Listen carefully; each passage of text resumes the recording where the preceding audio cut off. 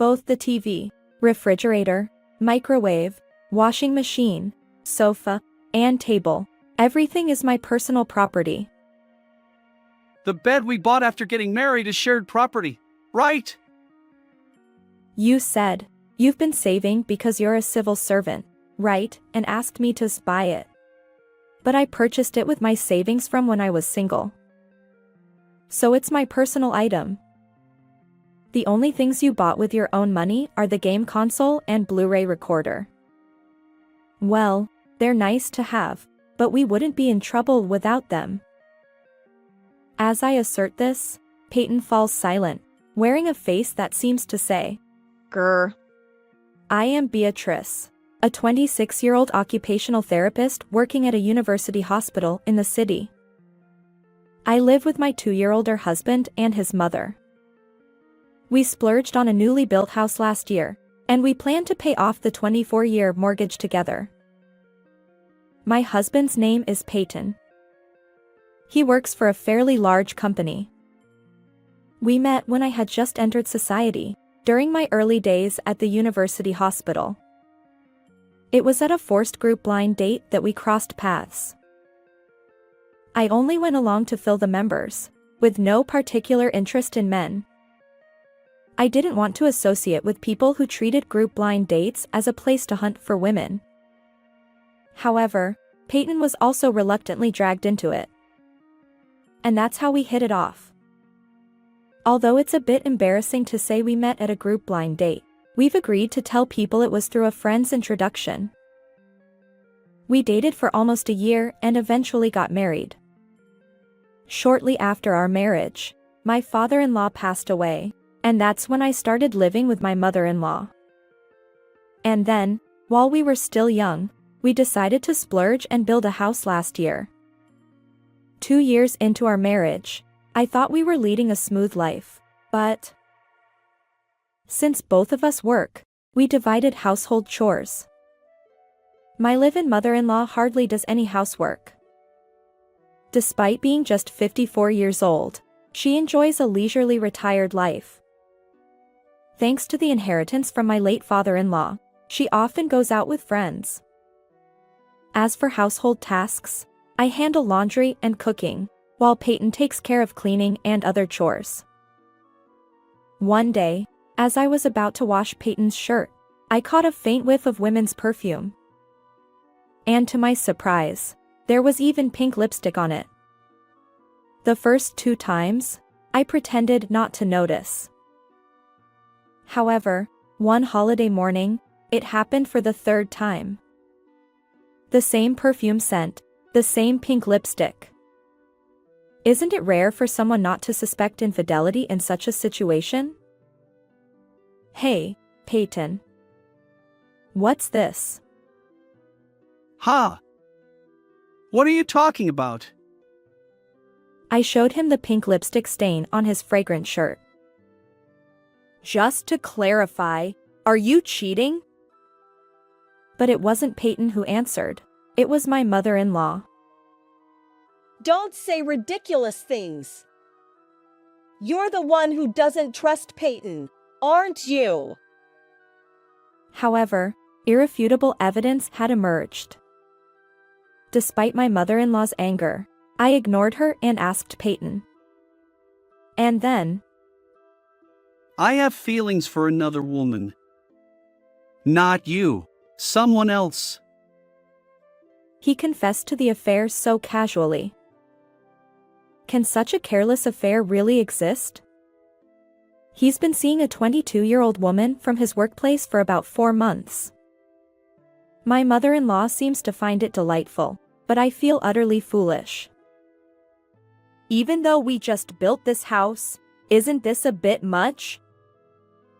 I voiced my objection honestly, reflecting on my own actions. Perhaps our short courtship of less than a year was the downfall. I thought I was marrying a decent person and building a home together, but I failed to see through his character. If you want, we can break up. What? Why so high-handed? I was genuinely annoyed. Beatrice, Peyton looks elsewhere because his wife falls short. Excuse me? It's too much to defend him just because he's your son. As a wife, you should be a little more patient. Why are both my mother and my husband acting out and acting so superior? Marriage is about equality. It's absurd to expect only the wife to endure. Peyton, if you want to marry that woman, then we have no choice but to part ways. Fair enough. Beatrice, why don't you leave? I'll be living with her. Lorraine. Peyton said it without a hint of remorse, leaving me utterly exasperated. Can I ask you something? Why did Lorraine become the better choice? When I asked, Peyton responded with a smug expression. Unlike you, she doesn't nag me. You, as my wife, keep telling me to clean or take out the trash.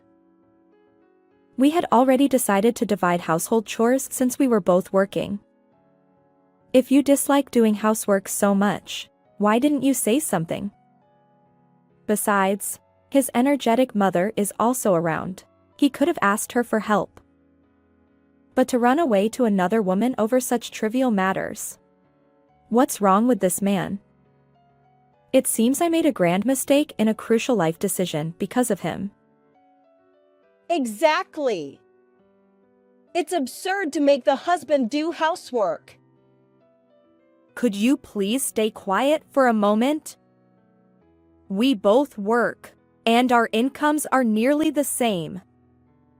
We have to share household tasks.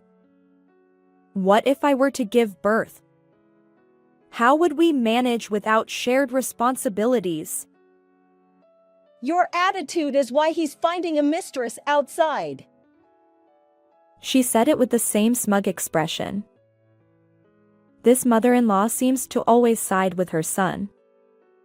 Despite the situation where divorce due to Peyton's fault is inevitable, she remains assertive. Peyton, go ahead and remarry that woman. Beatrice is no good. Yeah, I'll give you 2 or 3 days. Beatrice. Please leave. Once again, he's acting superior. It irritated me, but I responded with a smile. Sure, understood. Make sure to get the divorce papers, won't you? Honestly, what am I going to do? I immediately started preparing to leave the house. Since it was Saturday, I wanted to escape by tomorrow. I'd like to go to work on Monday as if nothing happened. Or rather, I'm annoyed that I have to use my vacation days because of Peyton and his mother. I decided to discard the clothes and accessories Peyton had gifted me. I gathered only what was necessary for work and daily life. Surprisingly, I didn't need much for myself. The moving truck, which I had called in a hurry, arrived in the early afternoon, and the movers began their work promptly. Following my instructions, they carried my belongings. Peyton and my mother-in-law seemed to be out. They were probably having a meal or at the courthouse. By the time most of the items were loaded, the two of them returned, looking satisfied after their meal.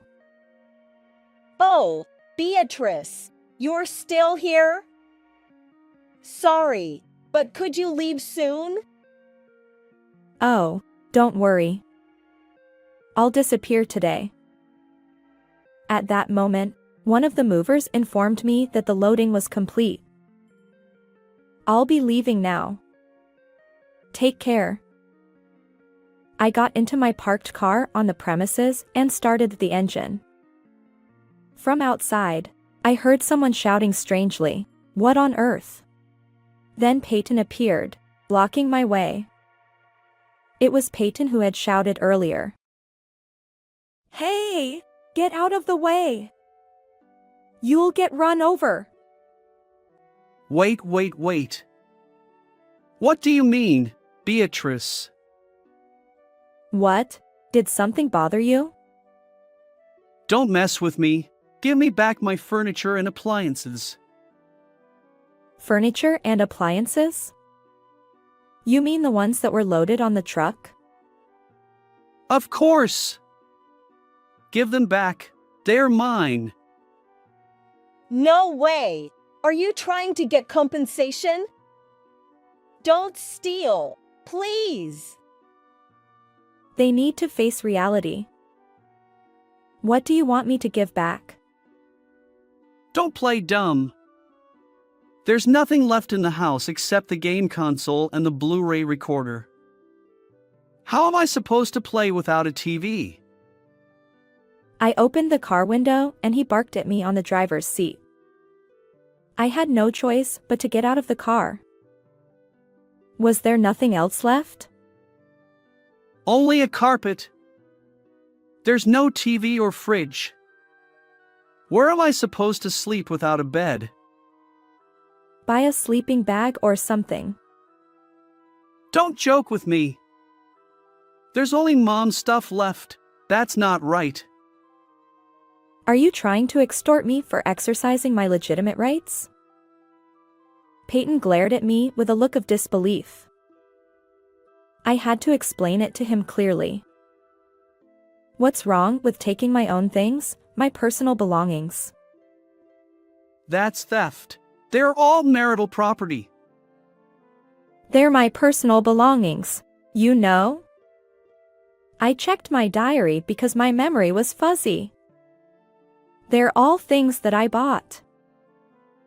Don't lie. When we moved to this house, we couldn't afford to buy new furniture and appliances, so I've been using the ones from when I was single, right? They're still marital property. I use them too. Marital property means the assets that we built together after we became a married couple. We didn't have enough money as a couple, so I contributed my own funds. The TV, the fridge, the microwave, the washing machine, the sofa, the table. They're all my personal belongings. The bed is marital property. We bought it after we got married. I was a public servant, so you said I must have saved a lot, right? And you asked me to buy it. I bought it with my savings from when I was single, so it's mine. Well, I don't know much about the law, and I don't know the details. Maybe the bed is marital property, but the rest are definitely my personal belongings. Including the things you begged me to buy when we were dating. The only things we bought with our money as a couple are the carpet. The only things you bought with your own money are the game console and the Blu-ray. Well, they're nice to have, but I don't need them. He fell silent with a look of frustration. You're a devil! A devil who's stealing the property from your husband! I'm leaving him, so I won't be his wife anymore. Besides, the one who's trying to take the property from someone else is Peyton, right? And he's the one who committed adultery, the act of infidelity. He must have spent money on Lorraine too. I'll be suing for damages, so look forward to it. Hearing that, Peyton, who had been silent until then, screamed in a strange voice. Why? Isn't this supposed to be an amicable divorce? Where's the amicability in this? I think it's strange to expect not to be sued. I sensed Peyton's delusional brain and felt empty. Why did I marry him? Then no property division. I'll fight the damages. Who needs such old-fashioned appliances anyway? This house is in my name. It's mine. Oh, I let you have the name only for yourself. Well, good luck with the mortgage payments. Get out of my house. I don't want to be with you anyway. Goodbye. Wait! Is the car yours too? It's the car I've been driving since I was single. What about it? Do I have to explain it to you again like before? I was finally freed from the pointless exchange. I didn't care about the house. I let Peyton do as he pleased. I'll probably have to fight over the damages from now on. I stayed at a business hotel for about a week. During that time, I searched for a place to move and completed the procedures. The moving truck kept my belongings for a while. My parents' home was about 3 hours away by car, and it was hard to go back. It would take me 3 hours to get to work if I went back to my parents' home. I had gotten a job at a university hospital near where I went to college. I had been living in this town for about 8 years since graduating from high school. Marriage and divorce. I never thought I would experience either. I settled down after starting to live alone again, and then I got a call from Peyton. Hey! Why are you suing Lorraine too for damages? Hello? You can't commit adultery by yourself, right? By the way, are you living with Lorraine? There was no reply right away. After a pause, Peyton squeezed out his voice. Of course I am. Okay, good for you, Mr. Show-Off. What? Is this your doing? Give me back Lorraine. Oh, did she run away from you?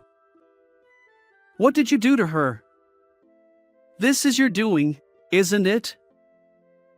I didn't think the two adulterers would be able to get married so easily. She's a coworker, right?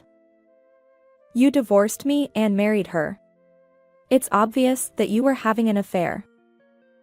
You work at the same place, after all. She quit because of you. She quit because it was uncomfortable, right?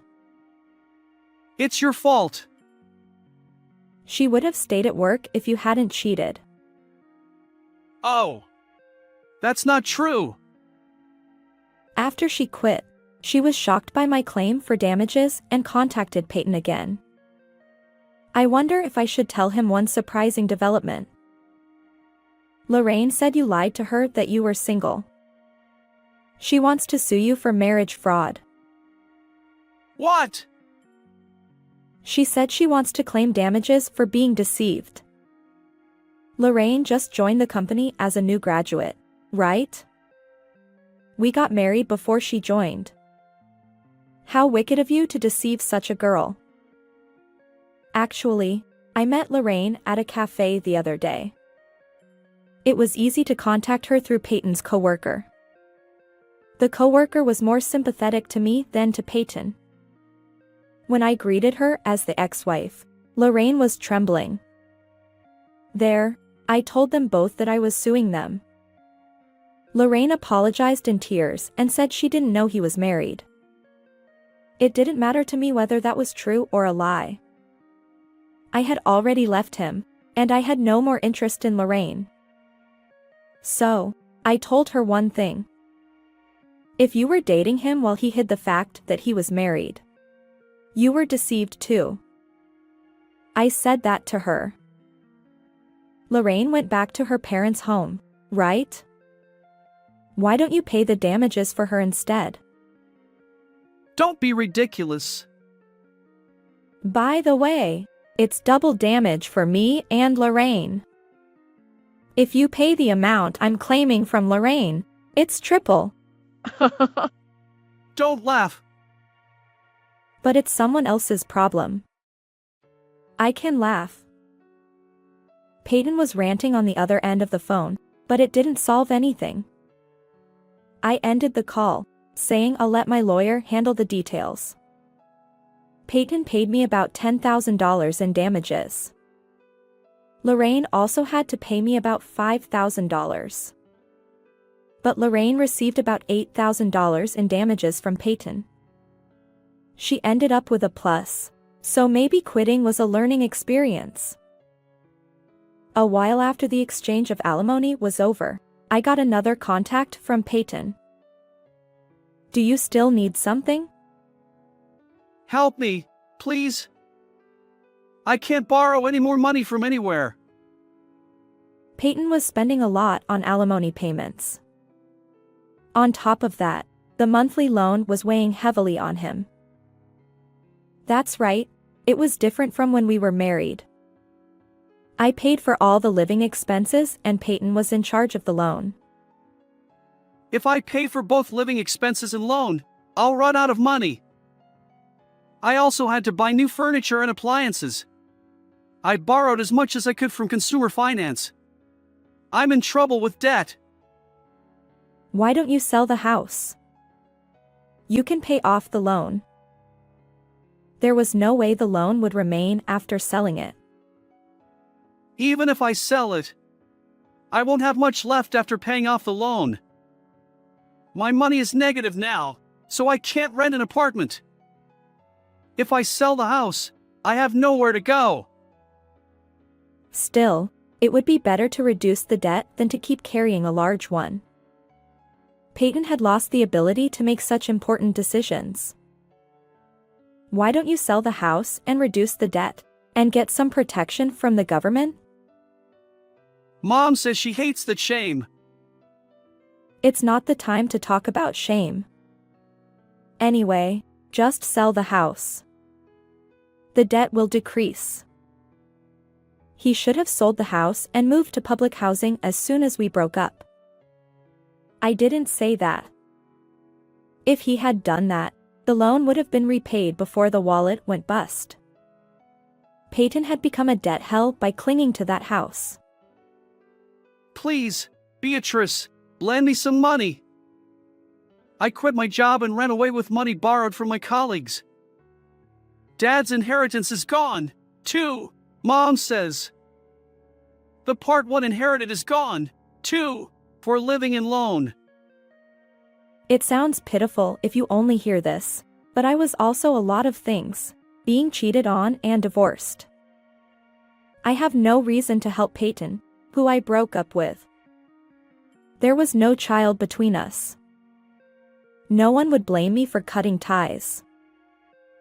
Hey, we broke up because of infidelity, right? I was cheated on and kicked out, you know? Don't you have any relatives or people who can help you? Just go bankrupt and give up your vanity and get some help from the government. I can't do anything for you, and I have no reason to. Beatrice, please reconcile. The former mother-in-law seemed to have interrupted the phone call. Let's live together again. Call me Mom. You can remarry Peyton. I'll forgive you. That's worse than lending you money. Now that the divorce is over, Peyton only knows my cell phone number. They know my parents' house, of course, but they probably won't ask for help. Can you please stop contacting me? We're divorced, you know. We're strangers. Oh! What an ungrateful wife! I'm not a wife anymore, so I have no reason to talk. The former mother-in-law who ate up her husband's inheritance in a few years was pretty bad, too. I quietly hung up the phone and blocked the call. If they contact me again or contact my parents' house, it will probably be a stalker case and go to the police. It's been almost a year since the divorce. I haven't heard from Peyton and his mother. I heard a rumor from Peyton's coworker who lent him money and got scammed. Peyton and his mother abandoned everything and ran away to escape from the debt collectors. They seem to be living on the streets, changing places every day. By chance, I drove by the house where we lived during our marriage. The exterior had changed and there were strangers living there. Well, If the two of Peyton and his mother are alive, that's fine. I'm enjoying my life every day, and there's someone I'm interested in. But this time, I'll date him for a bit longer and make sure. How did you like this story? Please subscribe to the channel. See you in the next video.